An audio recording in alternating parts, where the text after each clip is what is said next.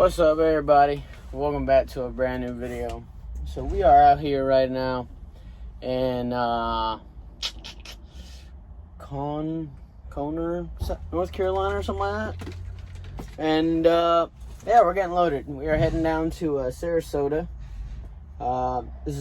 Today is Thursday. We've had a pretty busy week. We went from Jax to, where did we go? We went to Pearl River, Mississippi. And then from Baton Rouge, we went up to Pendleton, South Carolina. Pulled an all-nighter last night. And now here we are. We're up here in Conver or whatever it's called. I don't even know. We're getting loaded, going down to Sarasota.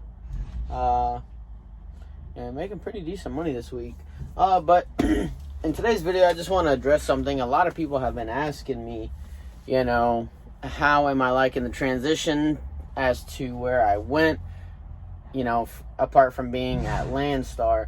So to give you guys, just a basic summary, I ended up leaving Landstar, right? They were taking 35%. I wasn't happy there anymore. I just wasn't making the money that I wanted to.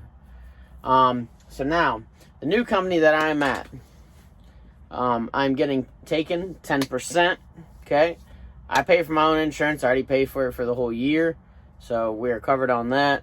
I have a company doing my IFTA, and and then the trailer. That's about it. We are renting the trailer until we can buy our own. So it's not bad at all. I get insurance through them. That's like 12 something. So it's definitely not bad at all.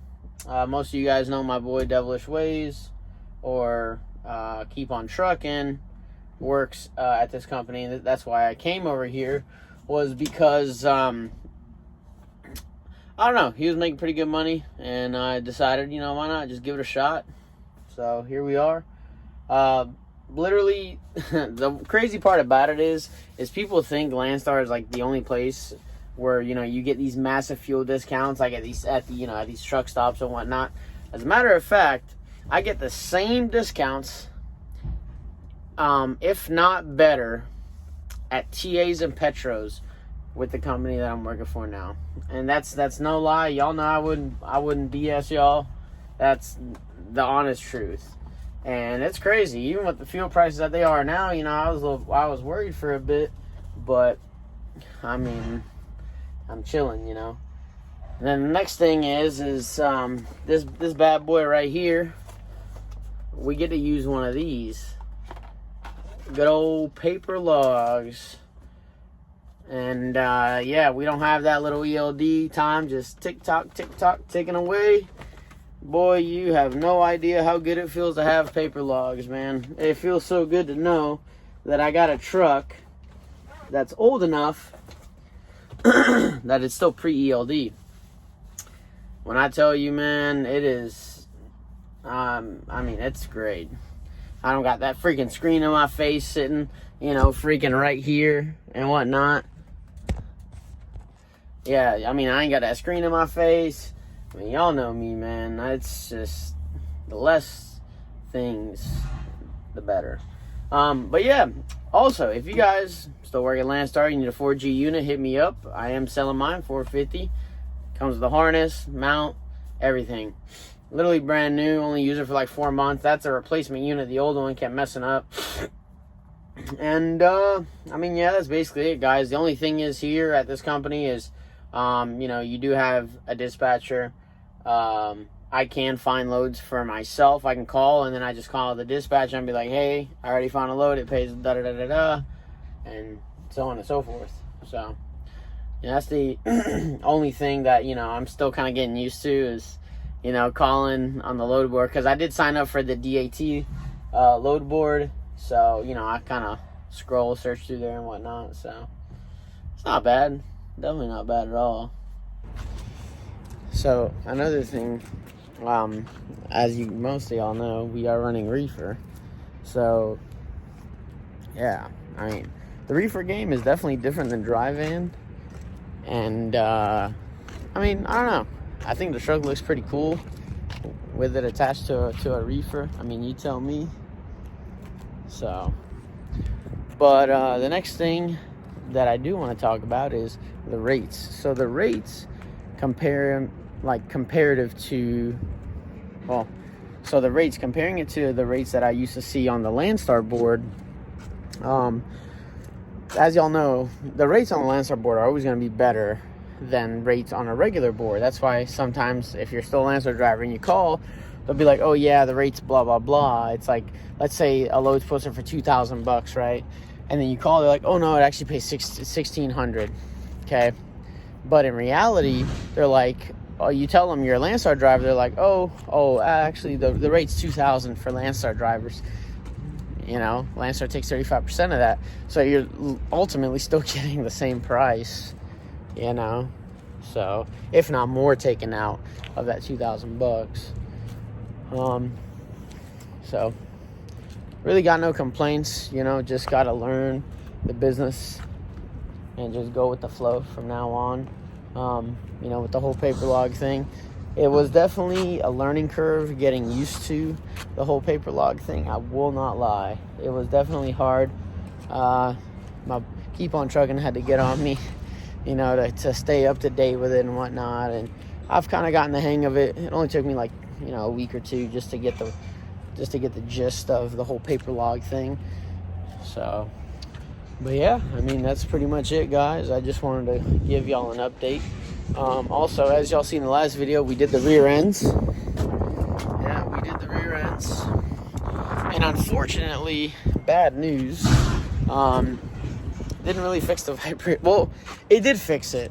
It did fix it, but this is something that I've had a, like, concern about.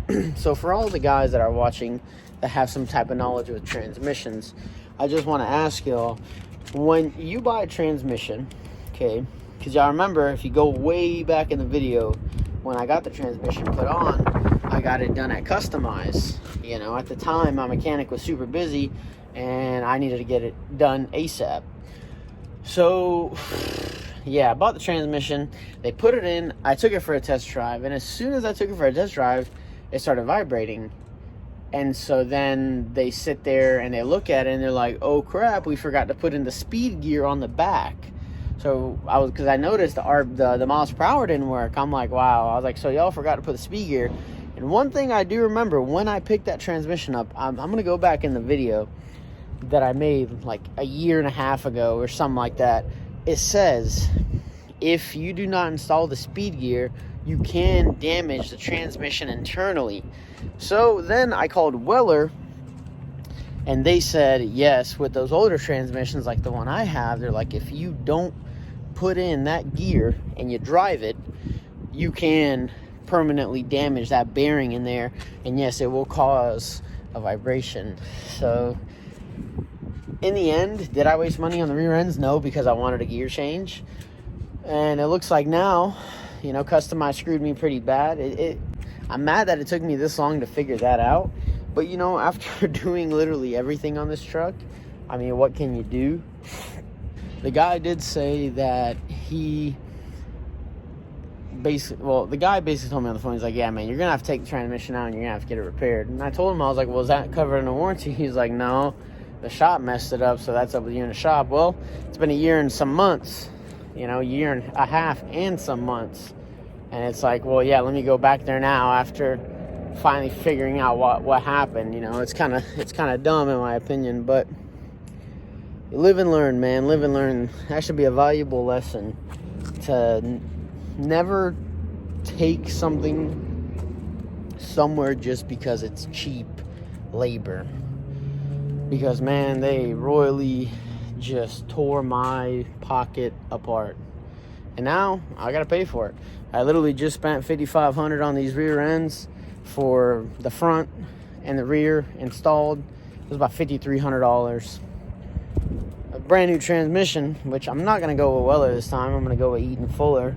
Hopefully they have some in stock. Or I'm just gonna find a shop. There's a guy out in Houston that rebuilds them, and he sells them for a decent price. So might end up going over there, picking one up, but I don't know. I'm going to put my GoPro down here sometime when I'm driving back home from Sarasota. I'm gonna put it on the frame, and I'm gonna put it watching that input shaft on the back. And then I'm gonna upload that video so you guys can see. And if it does vibrate as I'm driving, you'll know what went bad. So, but yeah, guys, it's getting dark here. These guys are loading me up. We got a long night. We're probably gonna make it to the house and go to sleep because this load doesn't deliver until 12 tomorrow in Sarasota at the Publix. So, you know, it's no rush.